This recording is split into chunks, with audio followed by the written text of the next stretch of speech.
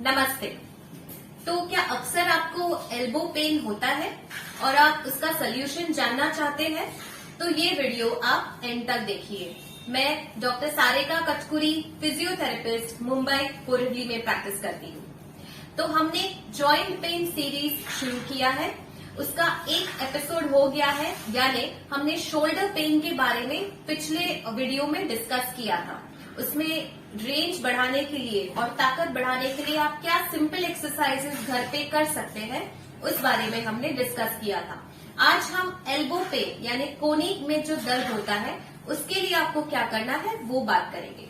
तो जैसे मैंने पिछली वीडियो में भी बोला था कि कोई भी जॉइंट पेन जब भी आपको होता है तभी आपका स्पाइन रूल आउट करना जरूरी है। उसके बाद ही आपको एल्बो के एक्सरसाइजेस शुरू करने हैं। ओके, तो अभी हम देखेंगे कि जब भी एल्बो में स्टिफनेस होता है तो उसके कई कारण हो सकते हैं। आपको एल्बो में इंजरी हुई है, कोई फ्रैक्चर हुआ था, कोई लिगामेंट इंजरी हुई थी, या फिर आपको एक जनरली बिना कोई कारण दर्द शुरू हो गया है, टेनिस एल्बो, गोल्फर्स एल्बो, ऐसा कुछ हो रहा है। ओके, तो पहले उसका कारण जानना जरूरी है, डायग्नोसिस होना जरूरी है, उसके बाद ही आपको आपके फिजियोथेरेपिस्ट के सलाह से ये एक्सरसाइजेस करने हैं। तो सबसे पहले हम देखते हैं कि अगर आपके एल्बो का रेंज रिस्ट्रिक्टेड है, ओके, यानी आप उसको फोल्ड नहीं कर पा रहे हैं या स्ट्रेट नहीं कर पा रहे हैं, तो आप लकड़ी की मदद से उसको कर सकते हैं।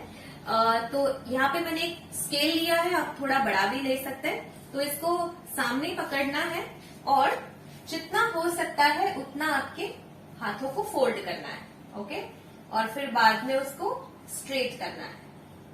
ओके, तो लकड़ी की मदद से आप इसको फोल्ड करना है और स्ट्रेट करना है। तो इस तरह से आपको लकड़ी की मदद से करना है। अगर आप रेंज और बढ़ाना चाहते हैं यानी और फोल्ड करना चाहते हैं तो आप दूसरे हाथ की मदद से भी इसको धक्का मार सकते हैं, इस तरह। ओके, नीचे की तरफ भी आप इसको धक्का मार सकते हैं। आप दूसरे एंगल में भी कर सकते हैं, यानी हाथ उठा के भी कर सकते हैं। पीछे की तरफ फोल्ड करिए और स्ट्रेच करिए।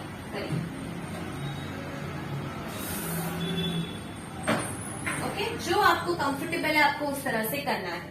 काफी लोगों को ये करना मुश्किल हो जाता है बहुत दर्द की वजह से। तो जैसे हमने शोल्डर के लिए किया था, हाथों को टेबल पे स्लाइड किया था, उसी तरह से आप एल्बो के लिए भी कर सकते हैं। अगर आपका लेफ्ट एल्बो रिस्ट्रिक्टेड है तो पहले आप टॉवेल को पास में रखिए और फिर धीरे धीरे जितना हो सकता है उतना एल्बो को स्ट्रेच करिए। कि यहाँ पे आपका फोकस एल्बो पे है तो ज्यादा आगे जाने की जरूरत नहीं है।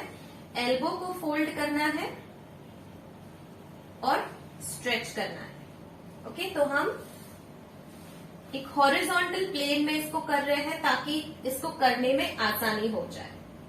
ओके, फिर अगर आपका और एक मूवमेंट होता है, एल्बो के नीचे जॉइंट्स होते हैं, ओके, और ये जो पोर्शन है जिसको हम फोरआर्म कहते हैं, तो उसमें एक इम्पॉर्टेंट मूवमेंट है जिसमें आपका हाथ इस तरह से घूमता है।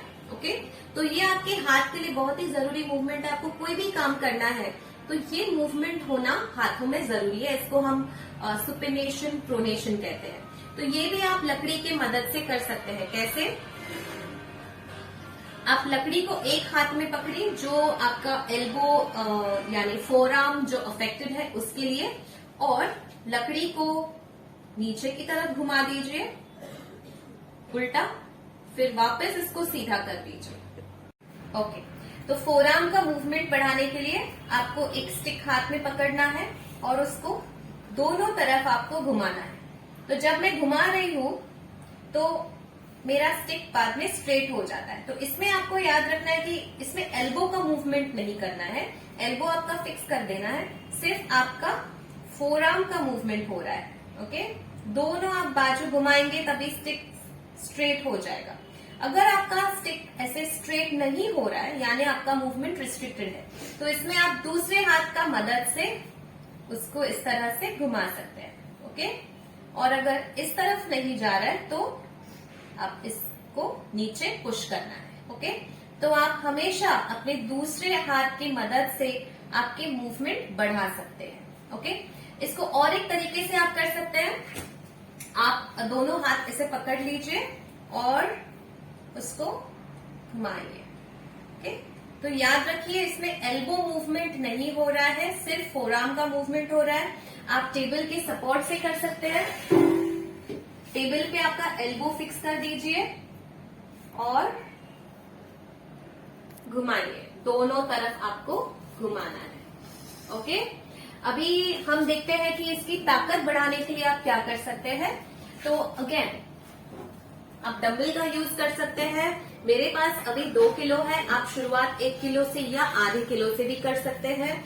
आपके पास डंबल नहीं है, आप इस तरह से वेट कफ होता है वो भी आप हाथ को बांध के कर सकते हैं। ओके, तो डंबल को मैंने हाथ में पकड़ा है और इसको फोल्ड करना है।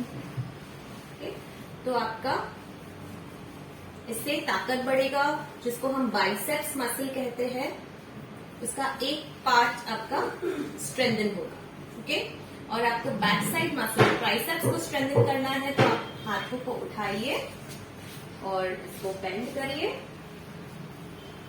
स्ट्रेट करिए। Okay, bend and straight. आप इसको थेराबाइंड की मदद से भी कर सकते हैं। तो आप थेराबैंड को नीचे पैर में अटका दीजिए। मेरे पास ग्रीन है, आप शुरुआत येलो या रेड से शुरू कर सकते हैं।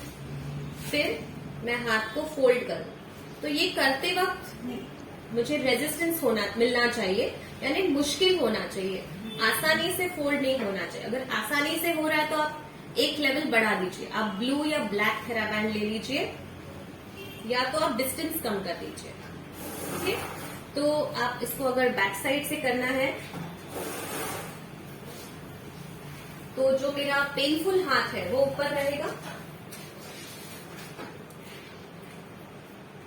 और इस तरह से मैं खींचूंगी।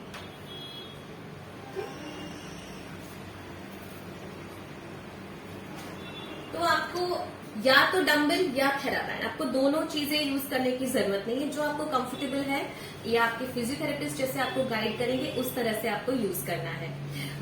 अभी इसमें भी आप अगर फोरआर्म को स्ट्रेंथन करना चाहते हैं, जो मूवमेंट हमने स्केल से किया, उसको भी आप डंबल के साथ कर सकते हैं। डंबल हाथ में पकड़ के आपको इस तरह से इसको घुमाना है।